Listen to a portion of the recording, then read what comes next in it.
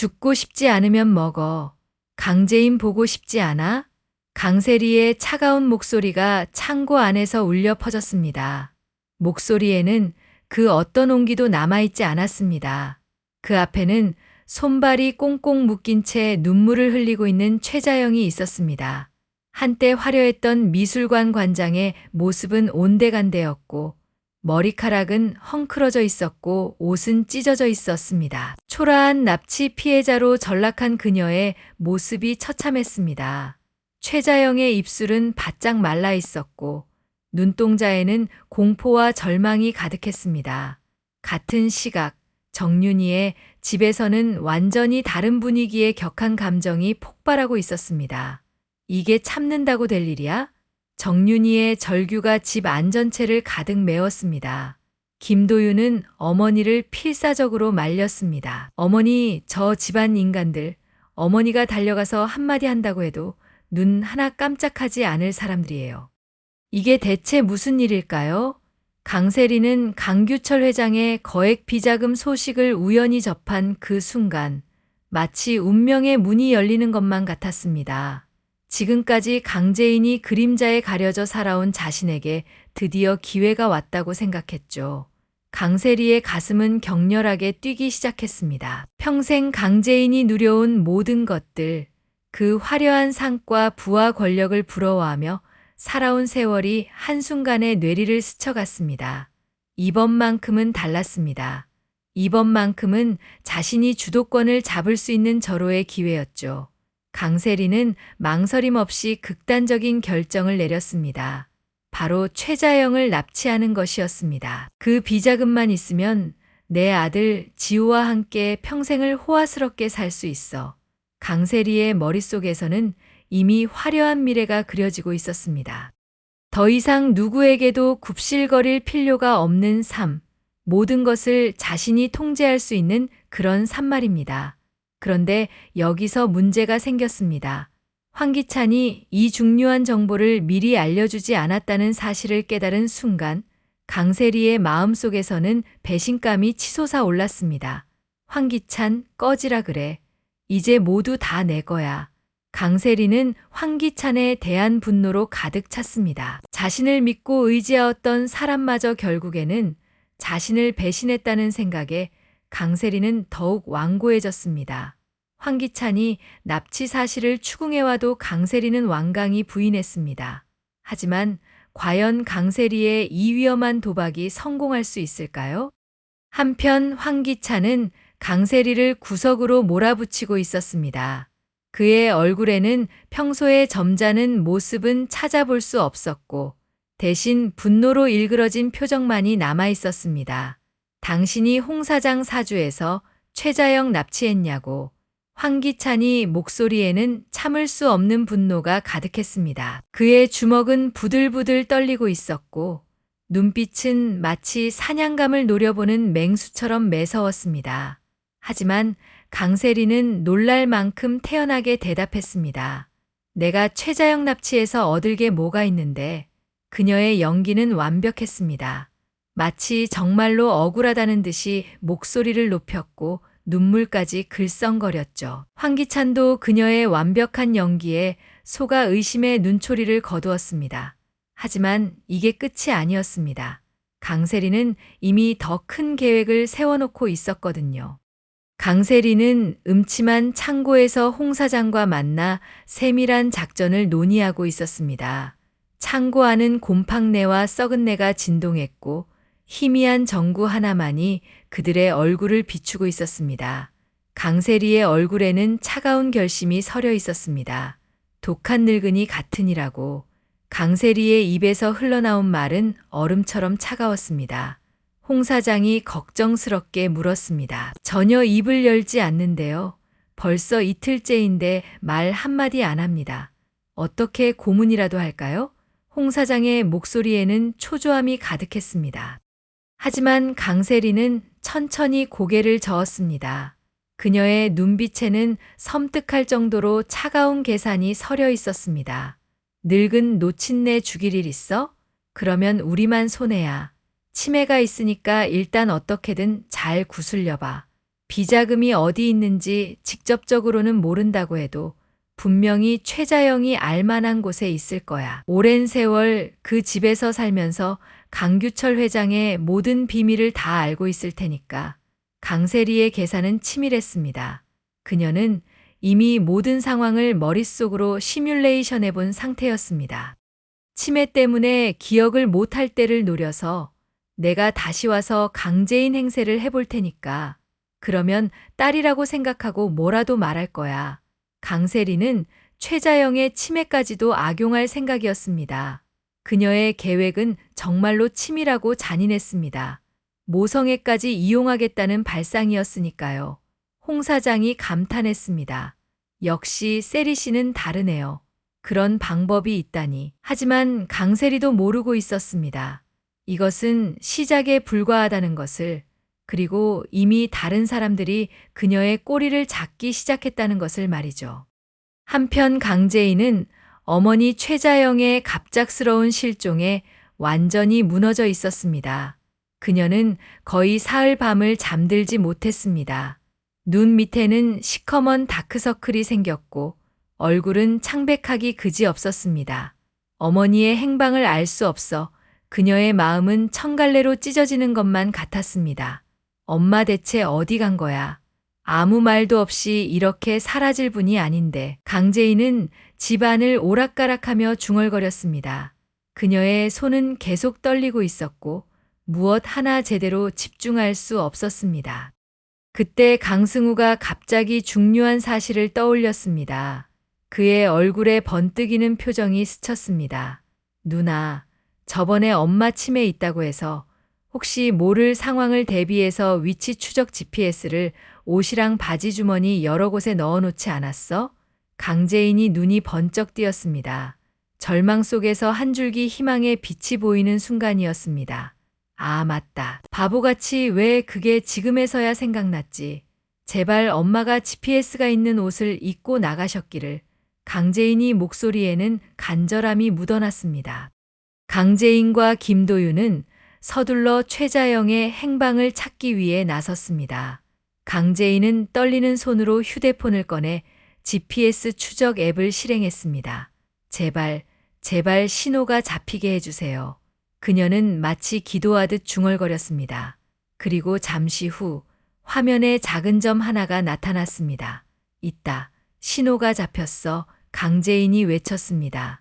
김도윤도 안도의 표정을 지었습니다. 하지만 그 위치는 시내에서 상당히 떨어진 외진 공장 지대였습니다. 왜 엄마가 이런 곳에 계시지? 불안한 예감이 그들의 가슴을 짓눌렀습니다. 두 사람은 급히 차를 타고 그곳으로 향했습니다. 가는 동안 강재인이 마음은 점점 더 불안해졌습니다. 설마 엄마한테 무슨 일이 생긴 건 아니겠지? 그녀의 목소리는 떨리고 있었습니다. 김도윤이 그녀의 손을 잡으며 위로했습니다. 괜찮을 거예요. 어머님은 강하신 분이시잖아요. 하지만 그도 마음속으로는 불안했습니다. 목적지에 도착한 강재인과 김도윤은 조심스럽게 주변을 둘러보았습니다. 을씨년스러운 공장지대에는 사람의 기척이 전혀 없었고 바람 소리만이 스산하게 들려왔습니다. 그때 어디선가 큰 소리가 들려왔습니다. 납치 장소에서는 강세리의 목소리가 점점 높아지고 있었습니다. 빨리 말해. 비자금이 어디 있는지 말하라고. 강세리의 목소리에는 다급함과 분노가 가득했습니다. 계획대로 되지 않는 상황에 그녀도 조급해지고 있었던 것입니다.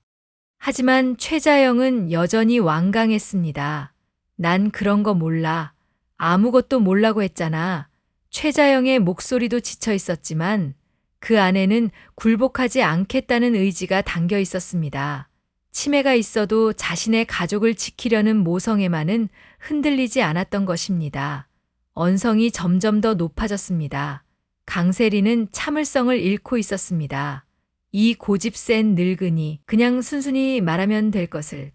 바로 그때 강재인과 김도윤이 그 소리를 들었습니다. 강재인이 심장이 쿵쾅쿵쾅 뛰기 시작했습니다. 저기서 무슨 소리가 나요? 혹시 엄마 목소리 같은데. 김도윤도 긴장한 표정으로 고개를 끄덕였습니다. 저쪽으로 가보죠. 조심히 접근해야겠어요. 두 사람은 숨을 죽이며 소리가 나는 쪽으로 조심스럽게 다가갔습니다. 그리고 마침내 그들이 창고 앞에 도착했을 때 강재인이 입에서 절규가 터져 나왔습니다. 야, 강세리. 강재인이 목소리는 분노와 충격, 그리고 배신감이 뒤섞여 있었습니다. 평생 친구라고 생각했던 사람이 자신의 어머니를 이렇게 끔찍하게 대하고 있었다니. 강세리는 그 순간 등골이 오싹해지는 것을 느꼈습니다. 모든 것이 끝났다는 것을 직감했습니다. 하지만 그녀는 여전히 태어난 척 연기했습니다. 제인아, 너가 여긴 어떻게? 마치 아무 일도 없었던 것처럼 말이에요. 같은 시각, 정호성네 가족에게는 완전히 다른 성격의 치밀한 계획이 진행되고 있었습니다. 정윤이는 여전히 감정적으로 폭발 직전 상태였습니다. 그녀는 거실을 왔다 갔다 하며 분노를 참지 못하고 있었습니다. 도대체 노숙자 그 집안 사람들 때문에 몇 명이나 더 죽어나가야 하는 거야. 우리 도희도 그렇게 죽었는데 이제 또 누가 당할지 몰라. 정윤이의 목소리에는 어머니로서의 분노와 슬픔이 가득했습니다. 그녀는 참지 못하고 당장이라도 노숙자 집안 사람들에게 달려가서 따지고 싶어 했습니다. 내가 직접 가서 얘기해야겠어. 이렇게 당하고만 있을 수는 없어. 김도윤이 어머니를 필사적으로 말렸지만 소용없었습니다. 어머니 제발 참으세요. 감정적으로 행동하시면 더 위험해질 수도 있어요. 하지만 정윤이는 듣지 않았습니다. 이게 참는다고 될 일이야? 우리가 얼마나 당해야 하는데. 김도윤의 목소리에는 절박함이 담겨 있었습니다. 어머니, 저 집안 인간들은 어머니가 달려가서 한마디 한다고 해도 눈 하나 깜짝하지 않을 사람들이에요. 오히려 어머니가 위험해질 수 있다고요. 하지만 정윤이의 분노는 쉽게 가라앉지 않았습니다. 바로 그때 패트릭이 나섰습니다. 그의 얼굴에는 자신감이 넘쳐 흘렀습니다. 누나, 도윤이 말이 맞아. 노숙자 집안 사람들이 어떤 사람들인데 그냥 이대로 감정적으로 가면 아무것도 얻을 게 없을 거야. 오히려 우리만 더 손해를 볼 수도 있고. 정호성은 침착하게 상황을 분석했습니다. 내가 다른 방법을 써볼게. 민한계를 써서 한번 접근해 볼게. 내가 좀 생겼잖아. 정호성은 자신의 외모에 대한 자신감이 대단했습니다. 실제로 그는 나이에 비해 상당히 잘생긴 편이었고 여성들에게 인기도 많았습니다. 정윤이가 의심스럽게 물었습니다. 정말 그게 통할까? 정호성이 웃으며 대답했습니다. 누나, 나 언제 여자 일에서 실패한 적 있어? 노숙자 같은 외로운 여자한테는 이런 방법이 제일 효과적이야.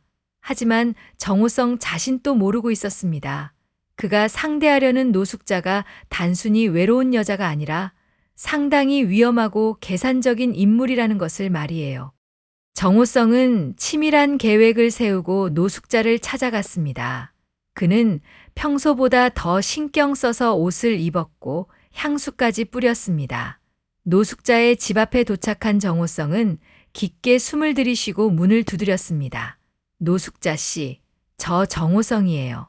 노숙자가 문을 열고 나왔을 때 그녀의 얼굴에는 놀라움이 가득했습니다. 어머, 정호성 씨 갑자기 웬일이세요? 정호성의 연기는 정말로 완벽했습니다. 그는 마치 정말로 사랑에 빠진 남자처럼 행동했습니다. 노숙자 씨, 요즘 정말 숙자 씨 생각이 나서 통 잠을 못 잤어요. 그의 목소리에는 간절함이 묻어났습니다. 저번에 딱이 맞는 순간 깨달았어요. 아, 나는 노숙자 씨를 진짜로 사랑하고 있구나 하고 말이에요. 정호성은 그녀의 손을 잡으며 진심을 담아 말했습니다. 그래서 강미란 이사와의 관계도 완전히 정리하고 이렇게 왔습니다. 노숙자는 갑작스러운 고백에 당황했습니다. 하지만 동시에 마음 한구석에서는 기쁨이 올라왔습니다. 정말이에요? 정말 강미란 상무와는 끝난 거예요? 그녀의 목소리에는 의심과 기대감이 동시에 담겨 있었습니다. 정호성은 확신에 찬 목소리로 대답했습니다. 예, 정말이에요.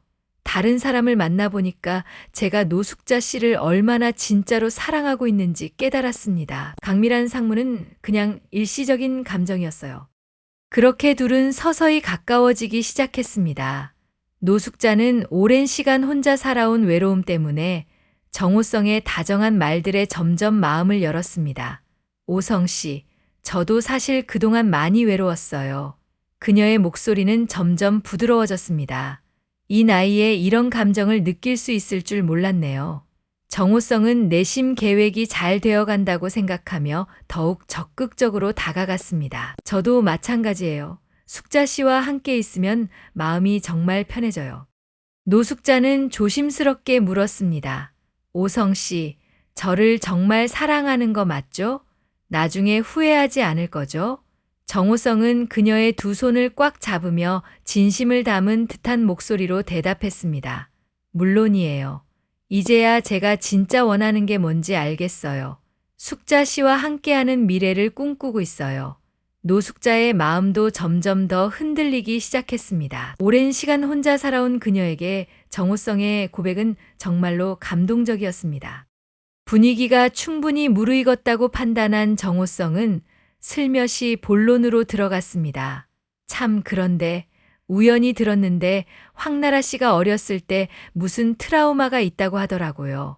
혹시 집에 불이 났었나요? 정호성은 최대한 자연스럽게 물어봤습니다. 노숙자의 얼굴이 순간 굳어졌습니다. 그녀의 눈빛에 경계심이 스쳤지만 정호성의 다정한 표정을 보고는 다시 마음을 열었습니다.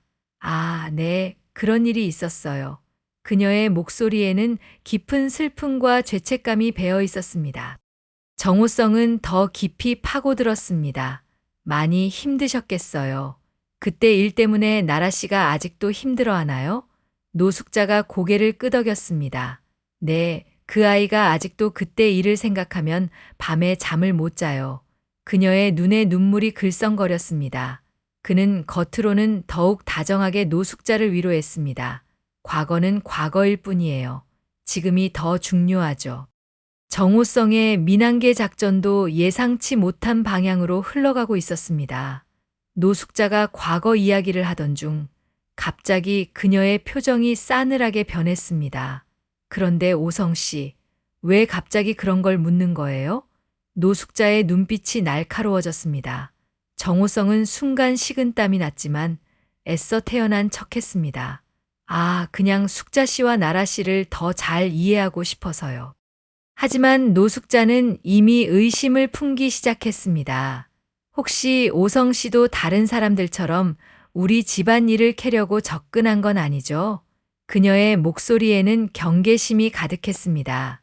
수많은 사람들이 황기창과 황기만 형제의 권력과 돈을 노리고 접근해왔던 경험이 있었기 때문이었습니다. 정호성은 당황했지만 이미 여기까지 온 상황에서 물러설 수는 없었습니다. 숙자 씨 정말 오해세요. 제가 왜 그런 이유로 접근하겠어요.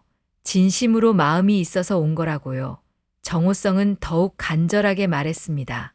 하지만 노숙자의 의심은 쉽게 사라지지 않았습니다. 그럼 증명해 보세요. 정말 저를 사랑한다는 걸 말이에요.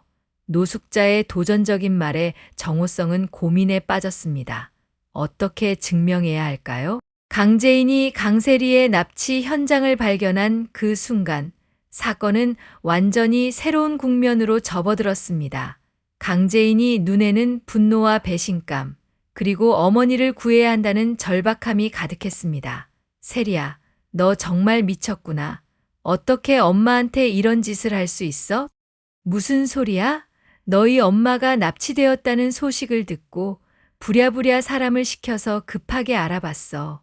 그래서 결국 찾아냈지. 내가 너희 엄마를 구해줬는데 고맙다고 해야 하는 거 아니야? 강재인은 어이가 없었습니다.